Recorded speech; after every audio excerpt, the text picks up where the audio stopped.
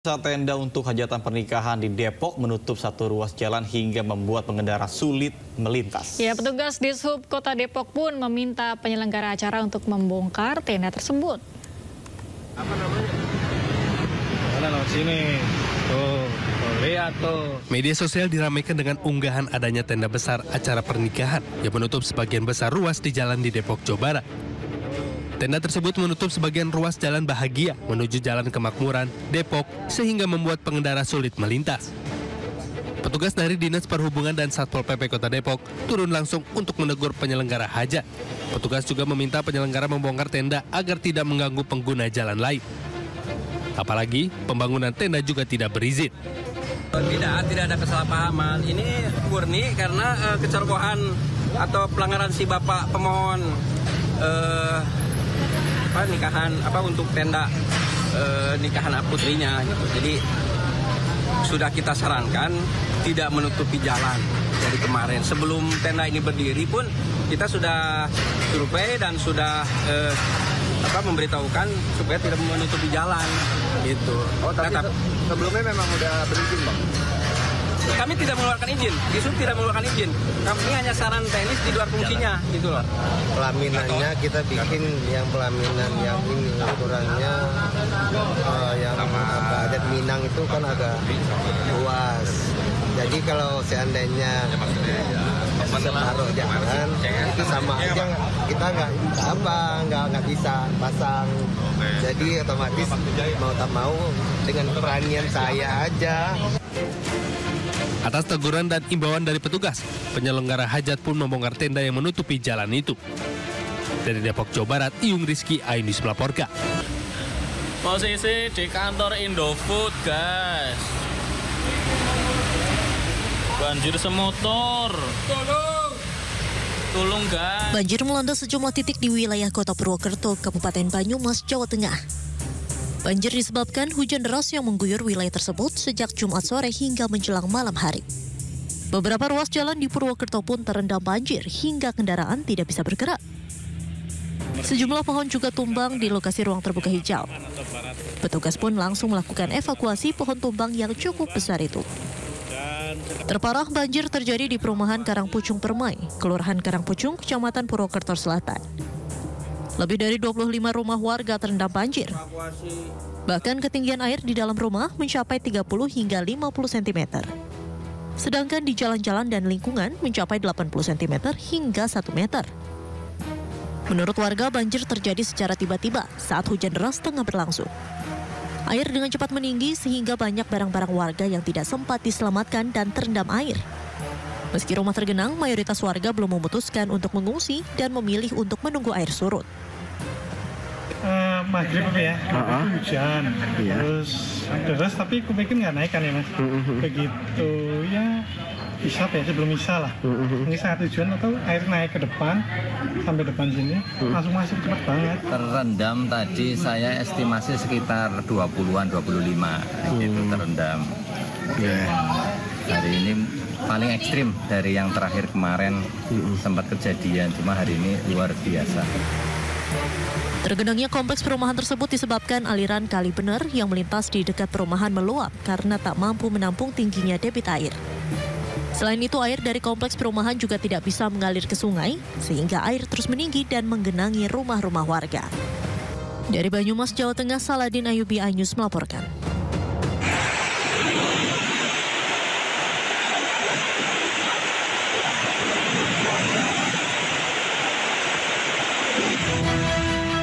Gelombang air pasang laut kembali menerjang pesisir pantai utara di Kecamatan Legon Kulon, Kabupaten Subang, Jawa Barat.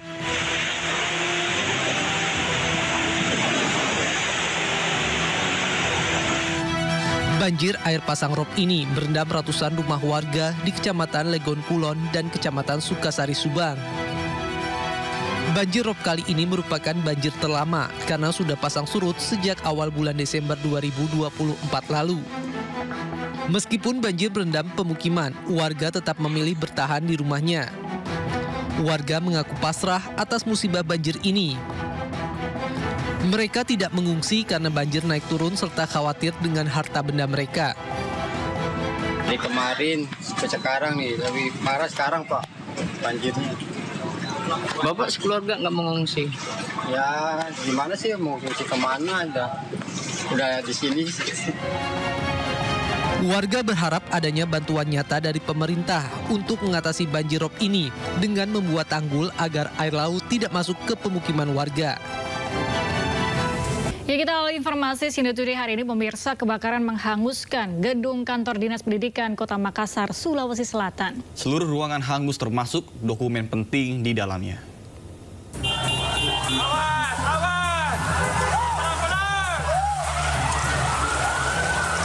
Kebakaran hebat terjadi di kantor Dinas Pendidikan Kota Makassar, tepatnya di Jalan Anggrek, Kelurahan Paropo, Kota Makassar, Sulawesi Selatan.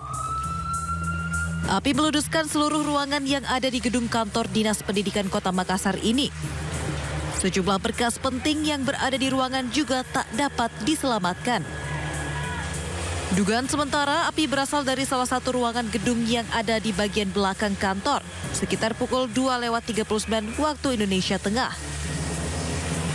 Saya lihat ini gedung, kalau kita lihat bahwa aula ini sudah habis, yang jelasnya bahwa barang-barang yang ada di dalam belum bisa kita inventarisir apa-apa yang rusak.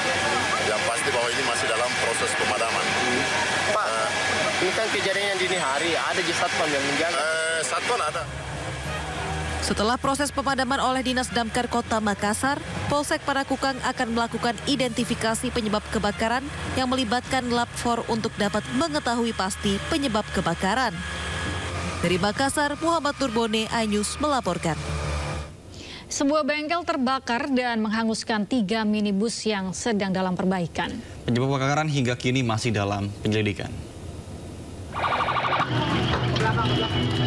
Mendekati rumah. Pel aku di TKP nah, di samping Daihatsu gangnya nah, lokasi nah. Barak lagi kena sini nah. TKP.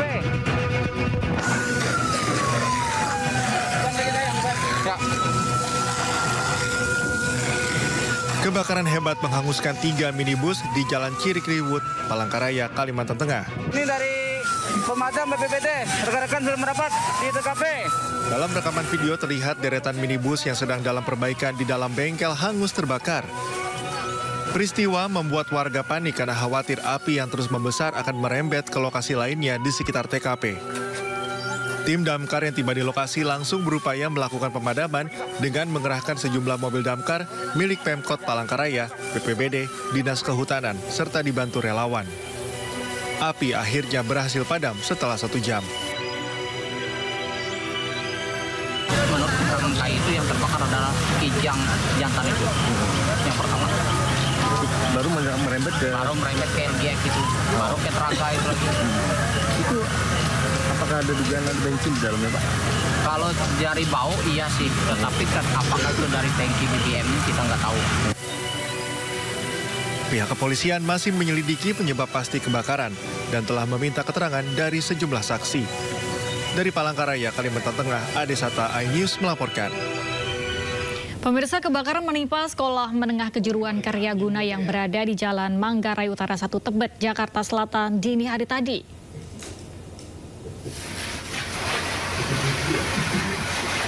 Petugas bersama dengan warga berusaha memadamkan api yang berkobar di ruangan sekolah. Guna memadamkan api, sebagian kaca ruangan terpaksa dipecahkan. Dugaan sementara kebakaran akibat terjadinya korsleting listrik.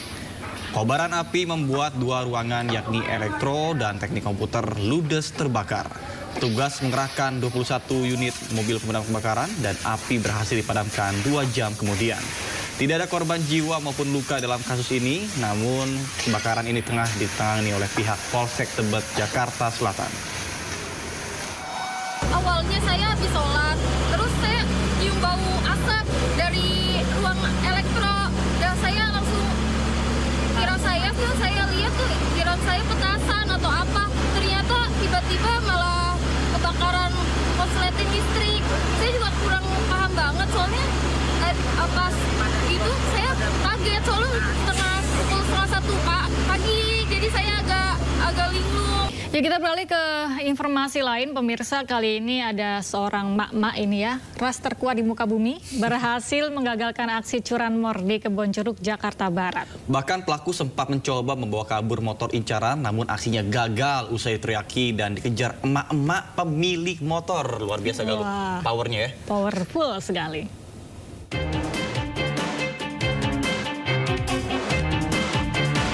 Inilah rekaman CCTV saat dua pelaku curanmor beraksi di Jalan Asem, Kebonjeruk, Jakarta Barat.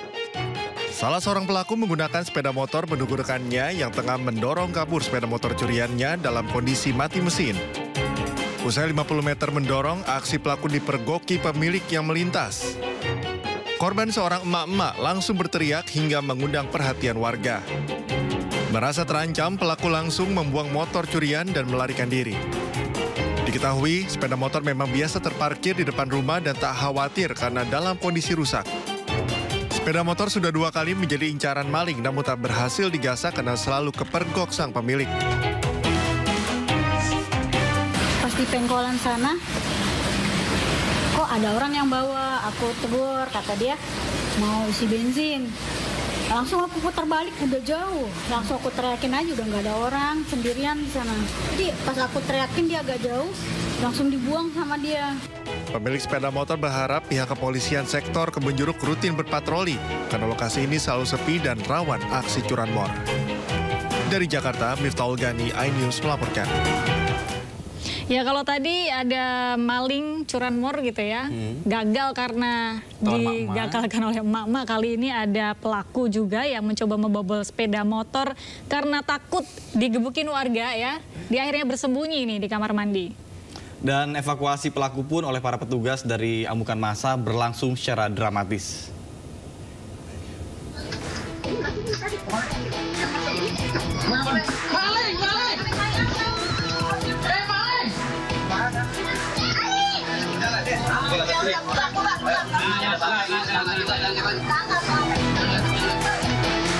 Pria pelaku curanmor ini berlari kencang di sebuah gang sempit permukiman padat penduduk di Sawah Besar, Jakarta Pusat saat dikejar sejumlah warga.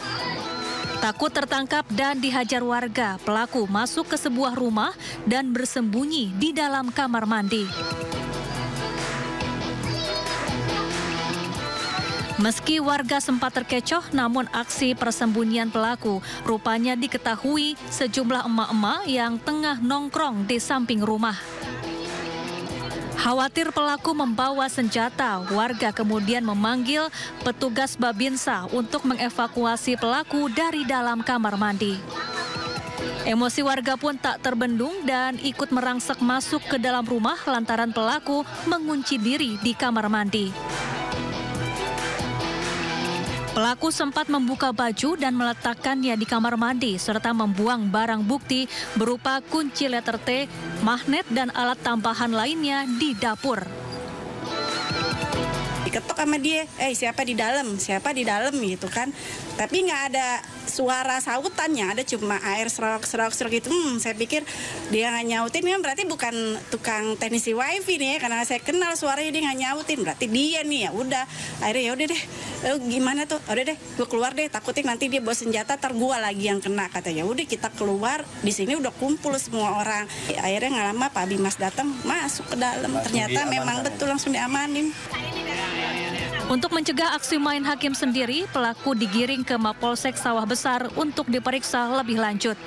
Dari Jakarta, Rani Sanjaya, iNews melaporkan. Petugas Kejaksaan Negeri Palembang, Sumatera Selatan menyamar sebagai pengemudi ojek online saat menggelar operasi tangkap tangan. Kepala Dinas Ketenagakerjaan dan Transmigrasi Provinsi Sumatera Selatan ditangkap beserta uang ratusan juta rupiah terkait dengan dugaan suap.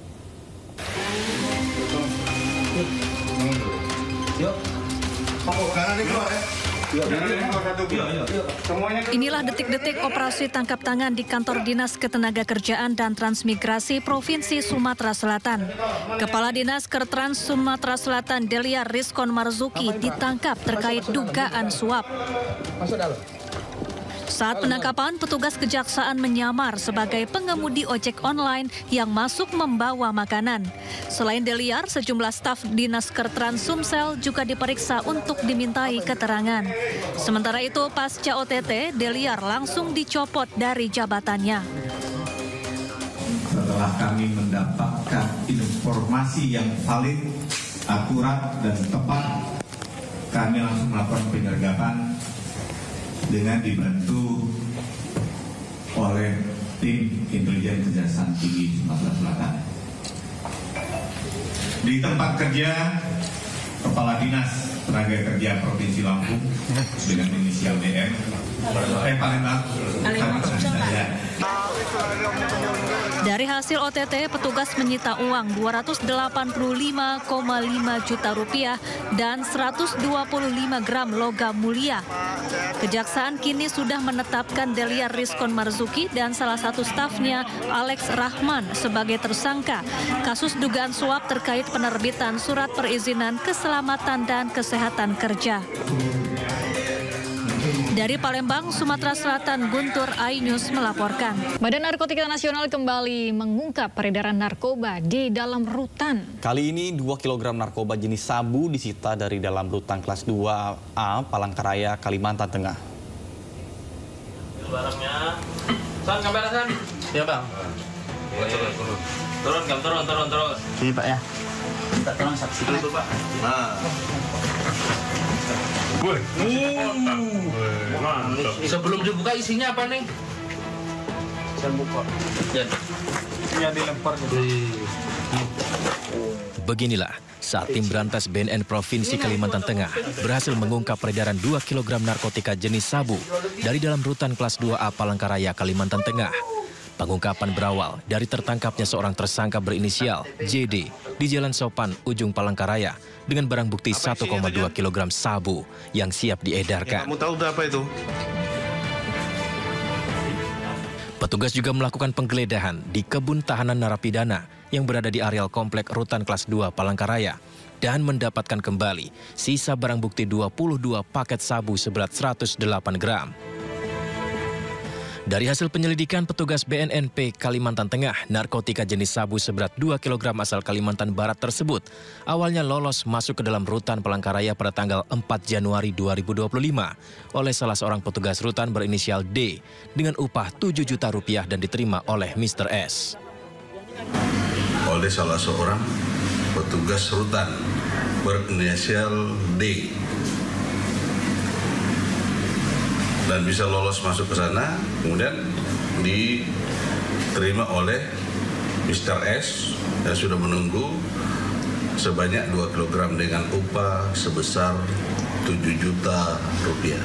2 kilo narkotika tersebut dipecah-pecah menjadi 3, ada yang 1,2, ada yang 3, dan ada yang 5 on. 1,2 ini yang berhasil kami tangkap di Jalan Sapan. Para tersangka dan barang bukti kini masih diamankan petugas di kantor BNNP Kalimantan Tengah untuk dilakukan pemeriksaan lebih lanjut mempertanggungjawabkan perbuatannya. Dari Palangkaraya, Kalimantan Tengah, Ade Sata, iNews melaporkan. Wanita muda diduga menjadi korban malapraktik pembedahan yang dilakukan seorang dokter di salah satu rumah sakit di Kedoya, Jakarta Barat. Akibat peristiwa tersebut, korban tidak dapat memiliki keturunan.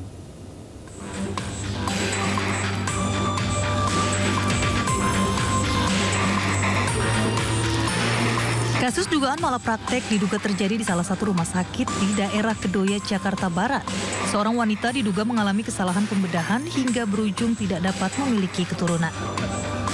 Korban pun melaporkan seorang dokter di rumah sakit tersebut ke Polda Metro Jaya terkait kasus malapraktek yang mengakibatkan dirinya tidak bisa hamil secara alami. Pada saat operasi pertama yang diduga malapraktek, sebelumnya korban juga meminta second opinion di salah satu rumah sakit di Jakarta.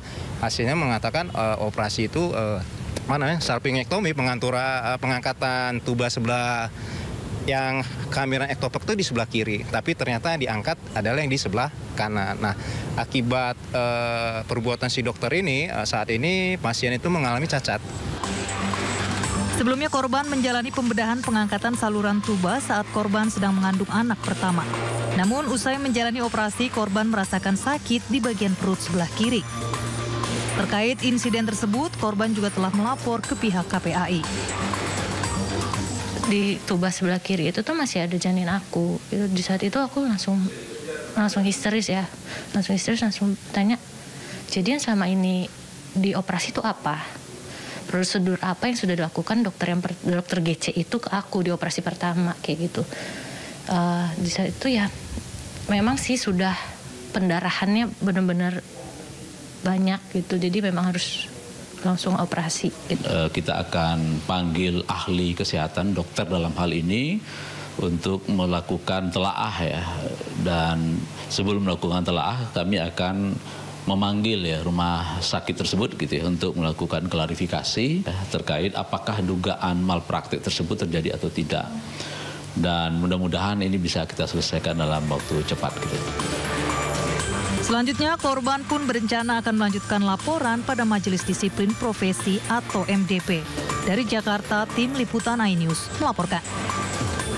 Terima kasih Anda masih bersama kami di Sindo Today. Pemirsa, tidak bisa menunjukkan surat kendaraan saat ada razia, seorang warga membakar sepeda motornya. Ya, kobaran api yang membakar sepeda motor itu memancing perhatian warga yang melintas.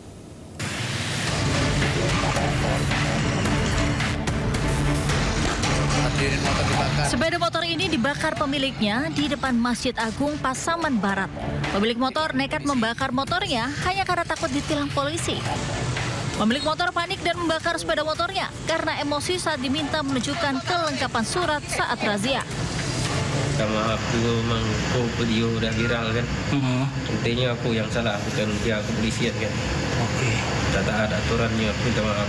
Ya intinya salahnya aku sendiri kan. Oh gitu. Aku minta maaf kepada pihak kepolisian kan. Sekali lagi minta maaf. Selain memeriksa kelengkapan surat kendaraan, razia juga ditujukan untuk sepeda motor yang menggunakan knalpot brong, pengendara yang tidak menggunakan helm, dan juga sepeda motor yang tidak memiliki lampu. Karena emosi, ya pada saat diperiksa dan pengakuan dari yang bersangkutan, karena kendaraan ini tidak lengkap surat-surat, dan yang bersangkutan mengaku kendaraan dibeli di tempat jual rongsokan. Yang bersangkutan memang jelas melakukan kesalahan, yaitu membawa kendaraan yang tidak sesuai dan tidak lengkap surat-surat kendaraan. Setelah menjalani pemeriksaan di Mapolres Pasaman Barat, pemilik sepeda motor bersama adiknya melanjutkan perjalanan menuju Sibolga. Perjalanan ke Sibolga difasilitasi polisi karena motor yang ditumpanginya sudah ludes terbakar api. Dari Pasaman Barat, Sumatera Barat, Ari Yohanes, iNews melaporkan. Pemirsa, saatnya kita simak pantauan arus lintas. Kami telah terhubung dengan Bribtu Eklesia Putri Huta Barat dari NTMC Polri yang kini berada di kawasan Simpang Taman Mini, Jakarta Timur. Ya, halo Bribtu Eklesia, bagaimana pantauan arus lalu lintas dari tempat Anda melapor? Baik, terima kasih Nata dan Galuh. Selamat pagi pemirsa, bersama kami dari NTMC Korlantas Polri akan menginformasikan situasi arus lalu lintas langsung dari kawasan Simpang Taman Mini, Jakarta Timur. Dapat kita lihat bersama situasi arus lalu lintas pada pagi hari ini tampak cukup ramai dan juga lancar dari berbagai arahnya, yakni dari arah Kramat Jati akan menuju ke arah Cipayung maupun Pondok Gede tampak cukup kondusif lancar. Perlambatan kecepatan hanya terjadi jelang traffic light saja di kawasan ini, selepasnya kendaraan dapat melaju dengan kecepatan normal. Kami menginformasikan kepada seluruh pengendara bahwa adanya proyek pembangunan yang akan menuju ke arah Cipayung maupun Pondok Gede. Kami menghimbau untuk tetap berhati-hati dikarenakan adanya penyempitan jalur. Dan untuk situasi arus lalu lintas selanjutnya dari arah Taman Mini ataupun Tol Jagorawi yang akan berbelok ke arah Kramat Jati maupun yang akan menuju ke arah Pondok Gede juga tampak cukup kondusif lancar. Sama halnya perlambatan kecepatan hanya terjadi jelang traffic light saja, selepasnya kendaraan dapat melaju dengan kecepatan normal. Kami mengucapkan terima kasih kepada seluruh pengendara yang tetap berhenti di belakang garis stop pada saat mengantri jelang traffic light. Dan juga di kawasan ini terdapat jalur busway. Kami menghimbau untuk tidak menggunakan lajur busway sebagai lajur kendaraan Anda karena dapat membahayakan keselamatan diri Anda.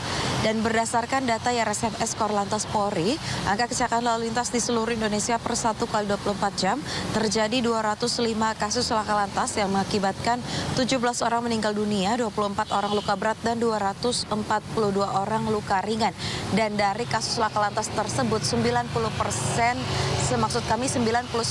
terjadi di jalan non-tol.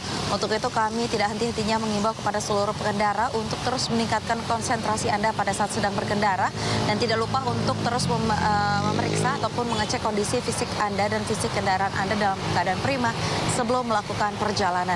Bagi Anda pemirsa yang ingin mendapatkan informasi situasi arus lalu lintas selengkapnya, dapat menghubungi call center kami di 1500669 ataupun melalui SMS Center di 9119.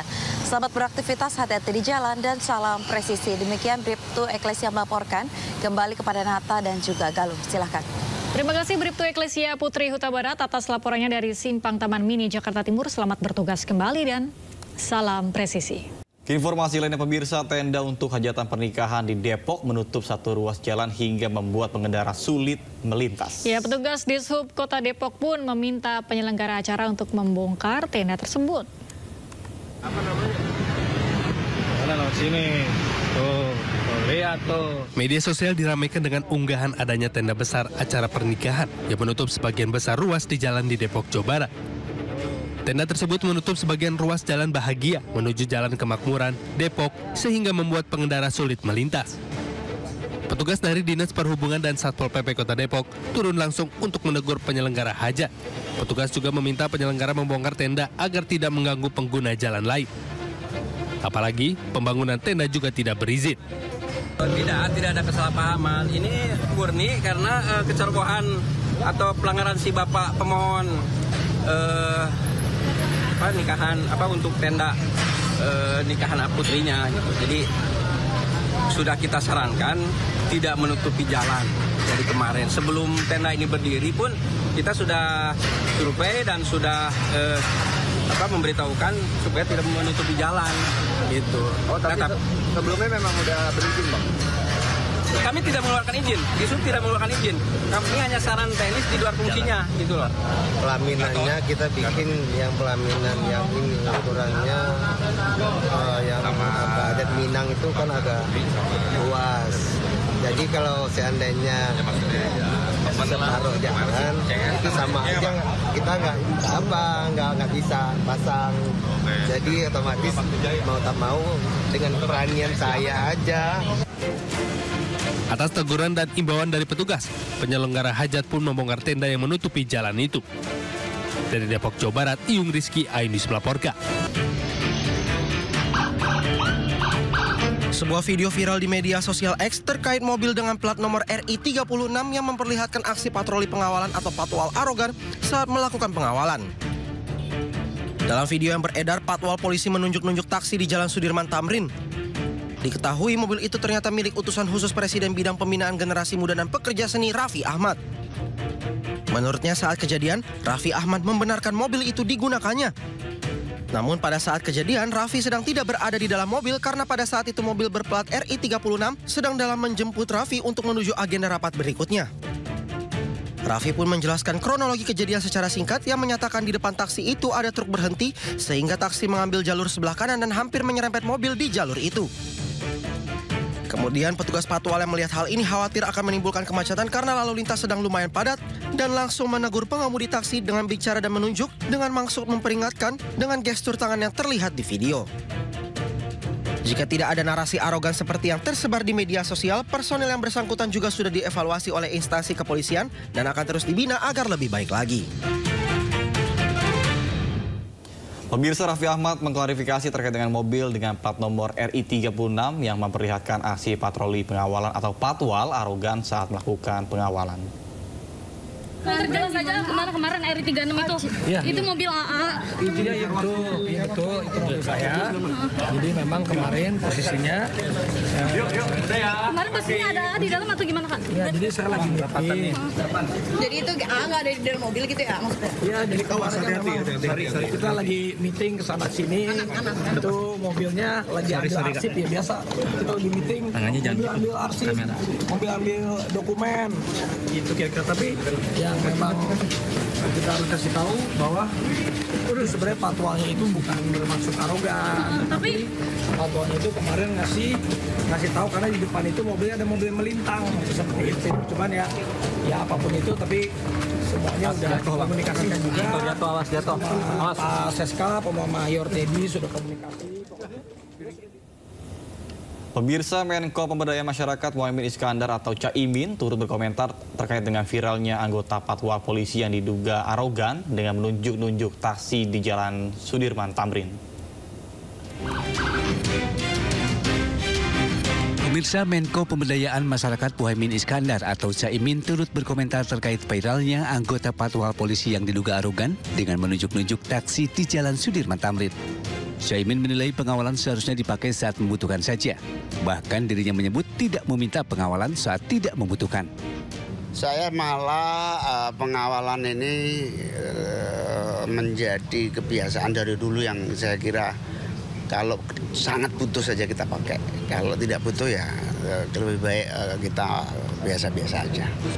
Sebelumnya, utusan khusus Presiden Bidang Generasi Muda dan Pekerja Seni, Raffi Ahmad, mengaku mobil berplat RI 36 adalah mobilnya.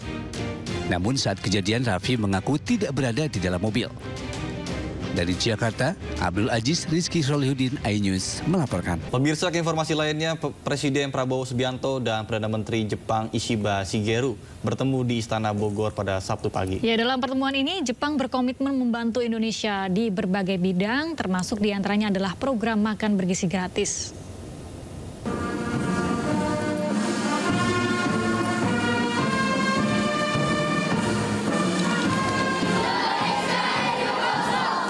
Pertemuan antara Presiden Prabowo Subianto dengan Perdana Menteri Jepang Ishiba Shigeru di Istana Bogor Sabtu pagi berlangsung hangat. Presiden Prabowo mengungkap ada sejumlah hal yang dibahas dalam pertemuan bilateral ini, mulai dari isu regional hingga geopolitik dunia. Pertemuan ini pun melahirkan dan memperkuat komitmen kerjasama kedua negara dalam bidang pertahanan, ekonomi, serta sektor energi. Bahkan Jepang juga akan membantu Presiden Prabowo soal program makan bergizi gratis. Dan mereka juga berminat untuk bantu di bidang makan bergizi karena mereka pun punya pengalaman di bidang itu sudah 80 tahun. Dan mereka yang menawarkan inisiatif mereka untuk ikut membantu mungkin dengan pelatihan dan lain sebagainya. Saya kira demikian, saya undang mereka untuk ikut dalam kerjasama di bidang pangan, di bidang maritim, di bidang energi, perikanan, dan sebagainya. Dalam pertemuan tersebut, Perdana Menteri Jepang Ishiba Shigeru juga mengatakan, Jepang dengan senang bekerja sama dalam keinginan Prabowo untuk menjalankan makan bergizi gratis di Indonesia. Jepang akan mengirim tenaga ahli dan membantu peningkatan sektor perikanan serta pertanian.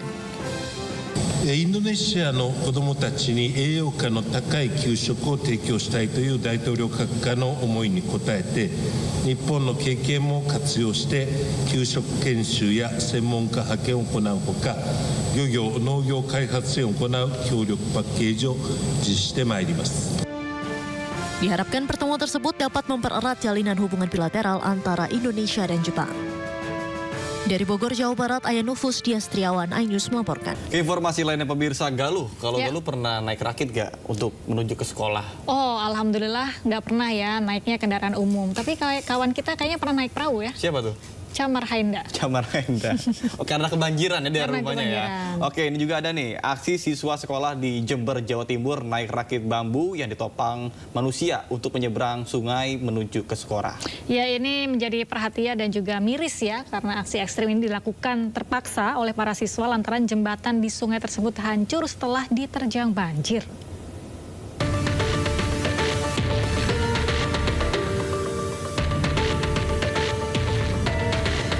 Inilah video viral yang memperlihatkan anak-anak sekolah di desa Sanenrejo dan Mulyorejo menyeberang sungai menggunakan rakit bambu yang ditopang beberapa orang di bawahnya.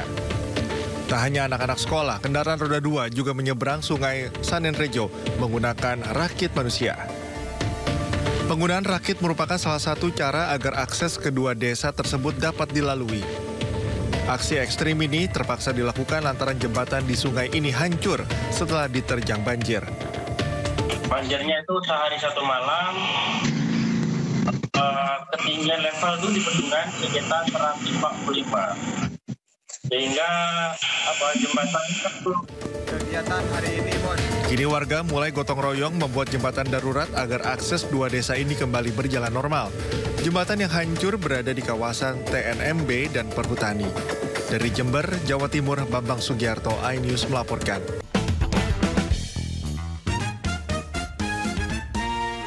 Pemirsa, pesta rakyat menangan Pram Rano digelar di Taman Lapangan Banteng, Jakarta. Ribuan warga hadir menyambut gubernur dan wakil gubernur terpilih Pram Dul.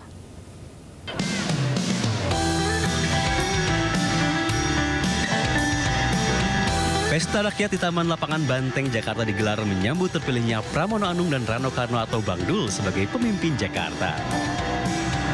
Pesta rakyat dihadiri 1.500 masyarakat dari berbagai wilayah di Jakarta hingga pukul 21 malam. Puluhan UMKM juga hadir menjajakan aneka makanan dan minuman. Gubernur terpilih Jakarta periode 2005 hingga 2029 menghadiri pesta rakyat bersama sahabat Pram. Pramono pun menyampaikan komitmennya melanjutkan program dari gubernur sebelumnya.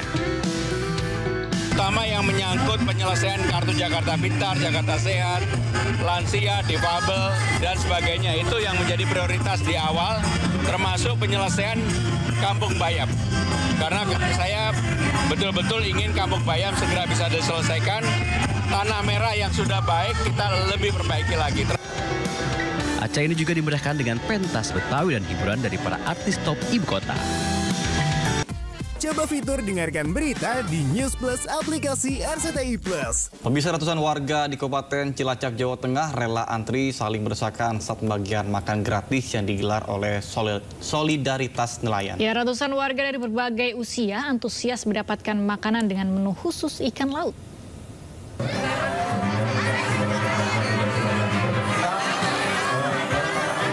Ratusan warga antusias menyantap makan bergizi gratis di Komplek Pelabuhan Perikanan Samudra Cilacap, Jawa Tengah. Meski harus berdesakan, warga rela antri demi mendapat satu porsi makan siang. Lebih dari 500 warga dari berbagai usia rela antri dan berdesakan untuk mendapatkan makan siang bergizi gratis. Bahkan sejumlah balita di bawah orang tuanya mengantri demi makan siang gratis ini. Menu makan siang gratis ini khusus menyajikan menu lauk pauk berupa aneka hasil laut dan digelar secara prasmanan sehingga warga bebas mengambil menu laut seperti ikan, cumi-cumi, serta bakso berbahan ikan. Susu segar sebagai pelengkap program makan bergizi gratis di Cilacap juga tersedia. Program makan gratis dengan menu olahan ikan laut disediakan dan diolah oleh para nelayan Cilacap.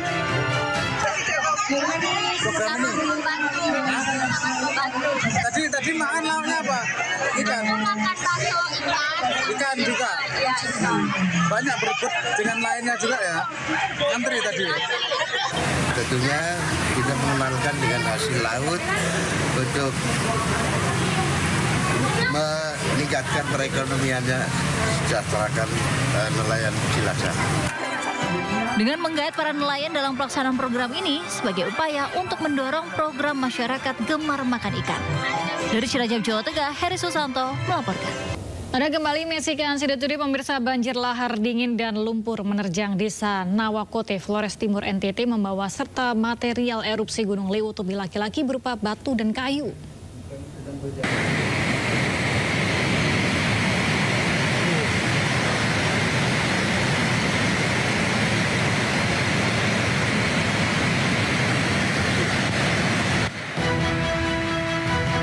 Hujan deras yang terjadi di puncak Gunung Lewotobi laki-laki mengakibatkan banjir lahar dingin dalam skala besar yang melanda Dusun Duang, Desa Nawakote, Kecamatan Wulanggitang, Kabupaten Flores Timur, Nusa Tenggara Timur. Hujan deras mengguyur kawasan tersebut satu hari sebelumnya.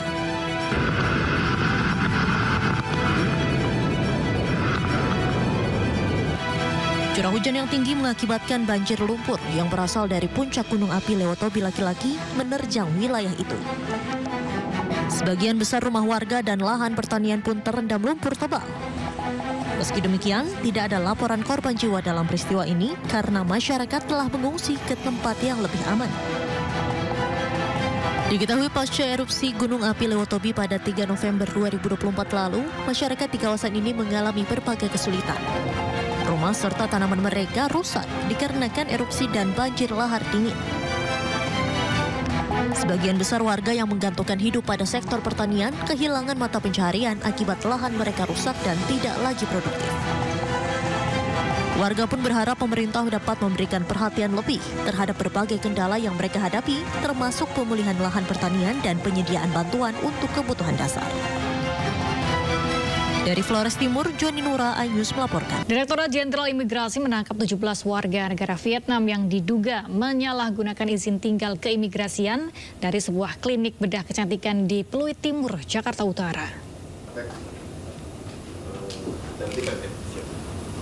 15 warga negara Vietnam diketahui menggunakan visa on arrival, sementara 2 lainnya menggunakan izin tinggal terbatas investor. Klinik bedah kecantikan tersebut telah beroperasi sejak November 2024 dengan harga layanan medis yang bervariasi, mulai dari 7 juta hingga 50 juta rupiah per tindakan. Para pelaku yang bekerja sebagai dokter, suster, dan konsultan asing terancam pidana paling lama 5 tahun dan denda paling banyak 500 juta rupiah. Kronologis pengungkapan berawal dari informasi dari masyarakat seperti tadi yang sudah saya sampaikan, kemudian petugas masuk dan diamankan. Ternyata pada saat masuk memang benar di dalam sedang ada kegiatan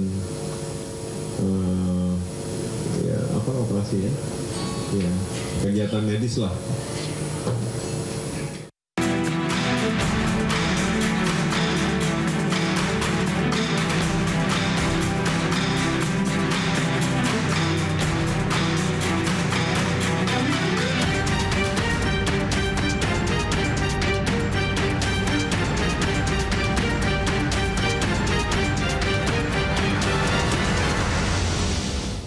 Pemirsa, masuknya Indonesia dalam keanggotaan BRICS sangat berpotensi membuka market share Indonesia semakin besar di kancah perekonomian Indonesia.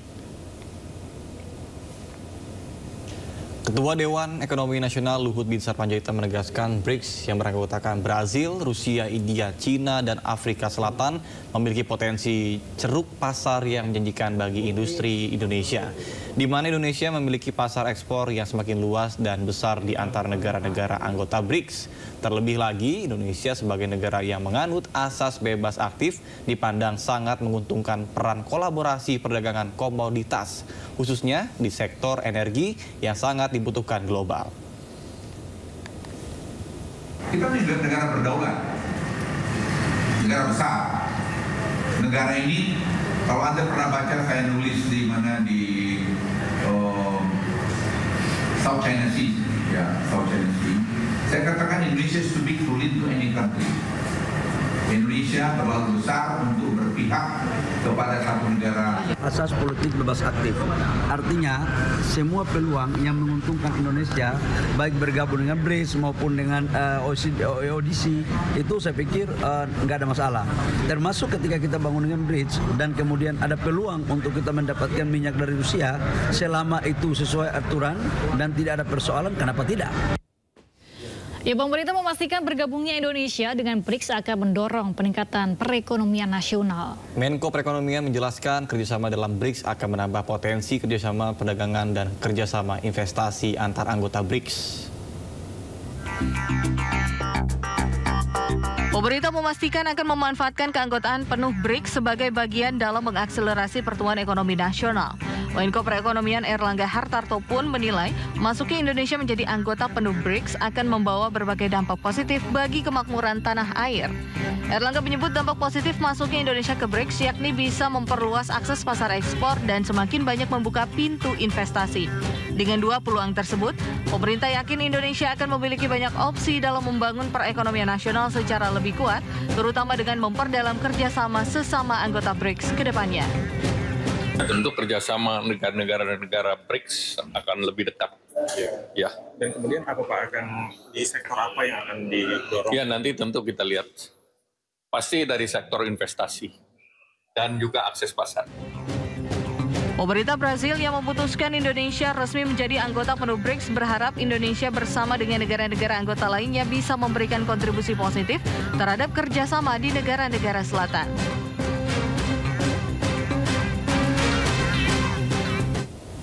Menteri Luar Negeri Sugiono mengatakan bergabungnya Indonesia sebagai anggota penuh blok ekonomi BRICS merupakan wujud politik bebas aktif. Bergabungnya Indonesia ke dalam blok ekonomi BRICS diputuskan oleh para anggota dalam kurun waktu 3 bulan sejak pemerintah menyatakan keinginan bergabung dalam KTT BRICS Plus pada 24 Oktober 2024 yang lalu.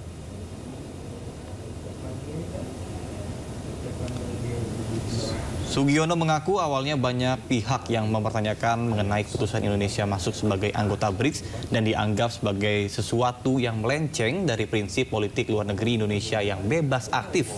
Namun Sugiono menegaskan keanggotaan Indonesia di BRICS merupakan wujud dari politik luar negeri Indonesia yang bebas aktif. Keanggotaan Indonesia di BRICS juga bukan merupakan kebijakan yang terisolir. Hal ini karena Indonesia sebelumnya juga aktif di kelompok multilateral seperti di G20, APEC, IPF, MIKTA, dan CPTPP. Menlu Sugiono menegaskan sebagai anggota BRICS, Indonesia akan menjembatani kepentingan negara-negara berkembang dan kawasan Indo-Pasifik. Indonesia juga akan terus aktif mencegah meruncingnya persaingan geoekonomi dan juga geopolitik. Akan mengenai keputusan Indonesia masuk sebagai anggota BRICS dan dianggap sebagai sesuatu yang melenceng dari prinsip politik luar negeri kita yang bebas aktif.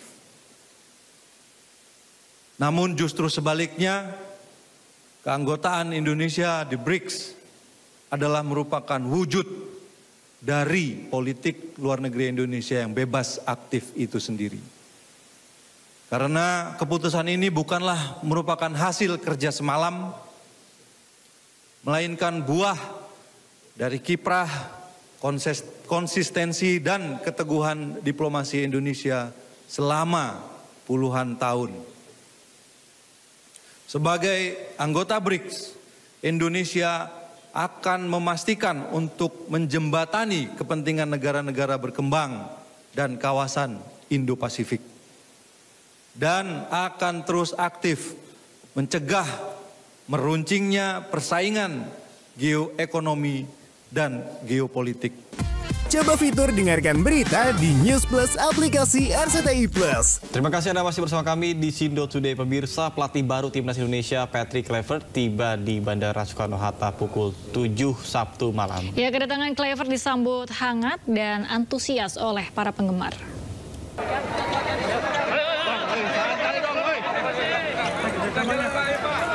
Kluivert tiba di Terminal 3 Bandara Soekarno-Hatta pada Sabtu kemarin pukul 18.40 waktu Indonesia Barat.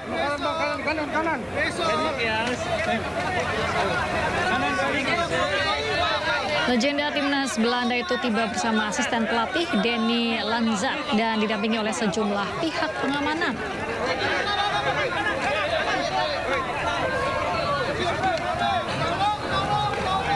Kedatangannya disambut dengan sangat antusias oleh sejumlah pendukung yang telah menunggu sejak sore hari.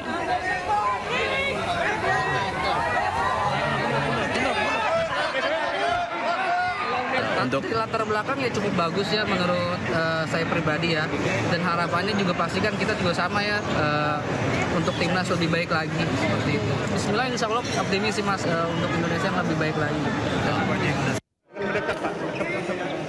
Setibanya di Indonesia, Kluivert menuju ke hotel kawasan Senayan, Jakarta. Di sana, Kluivert diagendakan makan malam bersama dengan Ketua Umum PSSI, Erick Thohir.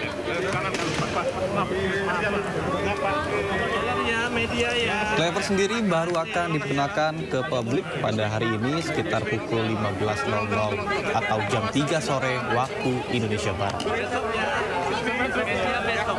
Dan tadi ketika di bandara juga sambutan terima kasih betul sama supporter Indonesia yang teriak Indonesia, Indonesia, Indonesia gitu ya. Indonesia, Indonesia gitu ya. Wartawan juga banyak banget menyambut dan terima kasih betul sama teman-teman wartawan. Terima kasih atas sambutannya. Dan tadi waktu bicara di lift tadi kita, Patrick ngomong bahwa dia sangat exciting dan sangat dia bilang top gitu. Jadi dia senang betul dengan keramahan Indonesia. Jadi Indonesia sangat ramah dan sangat terkenal di dunia, dan itu adalah keramahan kita. Jadi ini semoga Patrick dan tadi Lanja juga ada, jadi mereka berdua sangat happy dan bahagia gitu dengan kondisi di bandara.